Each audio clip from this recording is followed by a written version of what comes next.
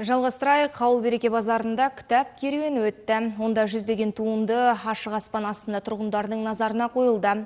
Ерекше көрмені әріптесім Гүлзат Сейдуллақызы көріп қайтқан еді. Сюжет көрейік. Ерекше көрменің өтуіне Шоқан Уәлиханов атындағы кітапхана мұрындық болған. Әулиеата кітап оқитын өнер кітап оқу акциясы аясында ұлттық кітап күніне арналған іс-шараға қазақтың ақын жазушыларының туындылары халыққа таныстырылды.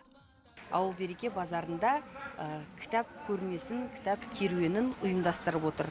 Бұл біздің өскелең ұрпаққа және де қарапайым халыққа осы кітап оқуды насихаттау, өңір тұрғындарының кітап оқу мәдениетін қалыптастыру және кітапқа деген қызығушылығын арттыру мақсатында өтіп отыр.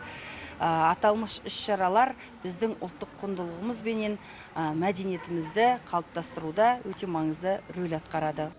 Базарға келген жұртшылық кітапхананың бай бұрасымен қызыға танысты. Себебі мұнда түрлі роман әңгімелер жазылған оқулық көздің жауын алып тұрғындарды өзіне баурап алды.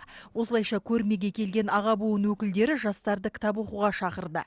Ауыл Береке базарында жұмыс істейміз. Біз мына жерге іс-шара ұйымдастырып келіп жатыр екен мына балалар. Өте ризамыз. Мына базардың ішінде өте көптеген кітаптарды әкеліп біліп, мінекей бізге көп жастарға өнеге болсын деп мына шығарып жатыр екенсіздер. Жақсы, өте керемет. Жастарға өнеге болсын енді біз енді өзіміз жасымыз келді ғой енді қанша дегенмен. Мына кітапты шығарып, кітапты оқысын. Ал Ғани Мұратбаев атындағы балалар кітапханасының қызметкерлері Жайлау мөлтек ауданындағы аулалардың бірінде көрме ұйымдастырды.